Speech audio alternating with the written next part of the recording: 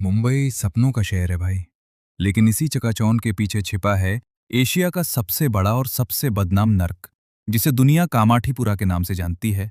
आज महाराष्ट्र के इसी अनकहे और सबसे कड़वे सच का पर्दाफाश करने आ गया हूं, जहां की तंग गलियों में इंसानियत का ऐसा कत्लेआम होता है जिसे सुनकर आपकी रूह कांप जाएगी।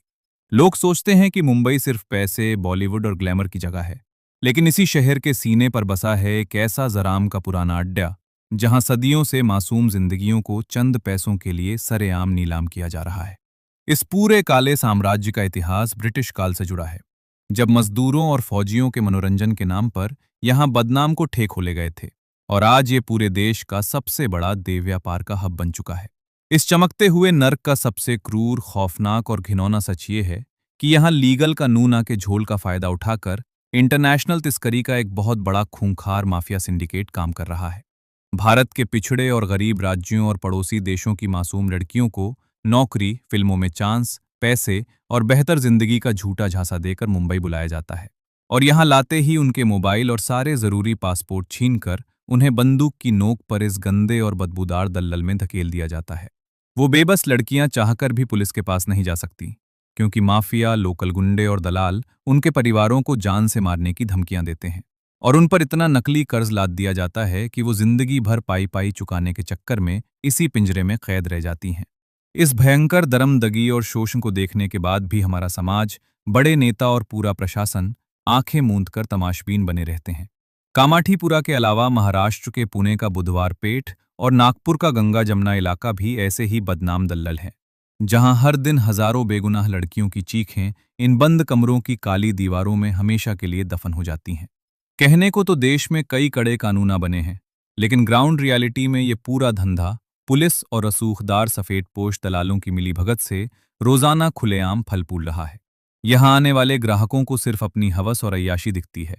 उन्हें इस बात से कोई फर्क नहीं पड़ता कि कांच के पीछे खड़ी उस बेबस लड़की के बहते आंसुओं और उसकी बर्बादी की असली कीमत क्या है। सबसे दर्दनाक और डरावनी बात तो ये है कि इन इलाकों की तंग गलियों में पैदा होने वाले मासूम बच्चों का बचपन पहले ही सेकंड से नर्क बन जाता है। वो पढ़ाई लिखाई, अच्छे संस्कार और एक बेहतरीन लाइफ से कोसों दूर इसी गंदगी और जुर्म को देखते हुए बड़े होते हैं, और अंत में इसी जराम की दुनिया का एक हिस्सा बनने पर मजबूर हो जाते हैं। प्रशासन और कुछ एनजीओ संस्थाएं पुनर्वास और मदद के बड़े बड़े दावे करती हैं, लेकिन इस अरबों रुपए के काले कारोबार और अंडरवर्ल्ड के जाल के आगे सारे सरकारी दावे दम तोड़ देते हैं। असली अश्लीलता और दरमदगी इन मजबूर लड़कियों के जिस्म में नहीं है भाई, बल्कि उस घटिया सामाजिक सोच और भ्रष्ट सिस्टम में है, जो इन अपराधियों को खुली छूट देता है और पीड़ितों को समाज का कलंक मानकर हमेशा के लिए हाशिए पर धकेल लेता है।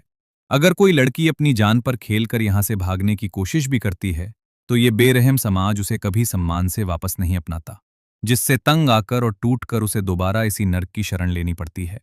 अब कान खोलकर सुन लो मेरे भाई, अगर तुम एक ट्रैवलर, व्लॉगर या क्रिएटर के तौर पर मुंबई या इन बदनाम इलाकों के पास से गुजर रहे हो, तो अपनी मर्यादा में रहना सीख लो।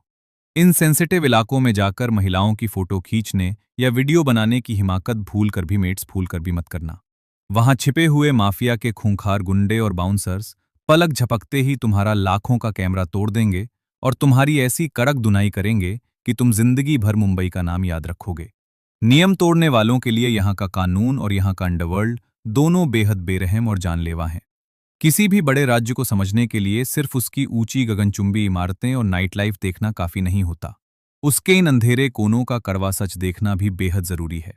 क्योंकि जब तक हम इस हैवानियत के खिलाफ खुलकर बात नहीं करेंगे, तब तक ये इंसानी सौदा यूं ही सरेआम चलता रहेगा और मासूम जिंदगियां इस आग में जलती रहेंगी।